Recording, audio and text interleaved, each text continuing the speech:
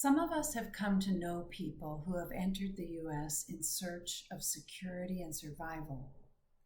Others of us, as Christians from the U.S., who are working or who have worked in Latin America, have seen and felt up close the hunger, unemployment, violent gang behavior, and natural disasters which make life impossible for many people in this hemisphere, especially in the Central American countries of Honduras, El Salvador, and Guatemala. Thus, many are driven to seek asylum and survival in the U.S. We affirm their right to life.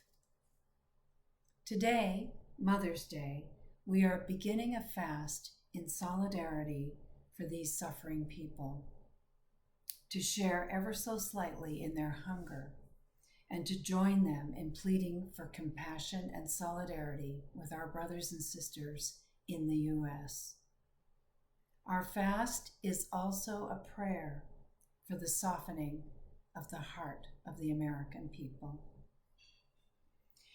All in the U.S., government and civil society can do more to meet the urgent needs of the suffering immigrants. Jesus himself cries out in Matthew's Gospel, "I was hungry and you gave me food. I was a stranger and you welcomed me in." And from the Hebrew scripture in the book of Leviticus, "The stranger who resides with you shall be to you as the citizen among you. You shall love the stranger as yourself, for you were strangers in the land of Egypt." Many things have happened in the past that have brought us to this point in our history. But for me, this is not about the past. It's about this present moment in time. What we see and what we know is happening now. And how to respond to that now. I'm seeking for greater softening and more space in my own heart for the people, and especially the children of Latin America, as I begin my fast today.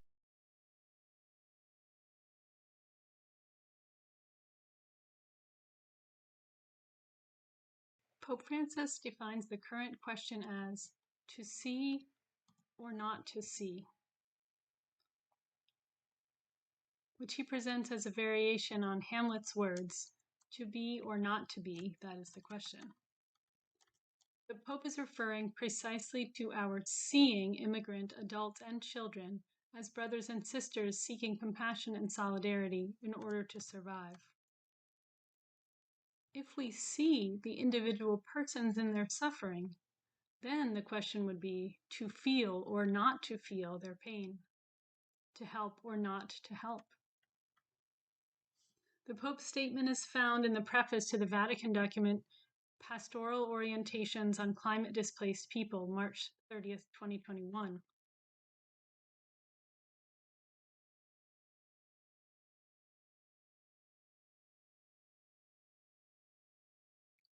It affirms, "The Catholic Church is called to engage society and to prepare and encourage people to be welcoming, ready, and eager to extend their solidarity to climate displaced and other displaced persons, providing these migrants with shelter and conditions for their survival, protecting their rights and dignity, promoting their integral human development, and facilitating social, labor, and cultural integration processes."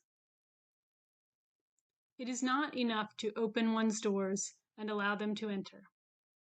One must also make it easier for them to become a real part of the society which receives them. Solidarity must be a daily experience of assistance, sharing, and participation. Quoting John Paul II in his speech to the participants in the Third World Congress on the Pastoral Care of Migrants and Refugees. These strong and challenging words of the popes, as well as of the gospel, need to be put into action in real solidarity with needy immigrants and in work for a more just and humane public policy. Some of us fasters will engage in a liquids only fast, others in a dawn to dusk fast for as long as we can without seriously endangering our physical health, and some may fast on certain days of the week. My own motivation to join this fast comes from both my experience living and working in Nicaragua, as well as my experience meeting people here in North Carolina, where I live now, who've come from Central America, other parts of Latin America, and even from Africa and Asia as immigrants. As a mother myself, I really feel the pain of mothers and parents who are forced to leave their homes, their families, in order to look for something better for themselves and their children. It's not anything I've ever had to face, and it shouldn't be anything any parent ever has to face. So the very least we can do is to open our hearts and open our lives to our fellow mothers and fathers, grandparents, aunts and uncles, people who care for and love the children of the next generation of our human family. Love them so much that they're willing to go through so much, sacrifice so much, risk so much for a future for their children. My heart is really moved by that horrible decision that so many of my fellow parents face, whether to leave their homes behind to seek safety for their children. So I'm joining this fast in the fervent hope and prayer that my fellow Americans, my fellow Christians, will all be able to open our hearts more and open our lives the way Jesus showed us, to welcome these mothers and fathers and families who've been through so much, to really support them in every way.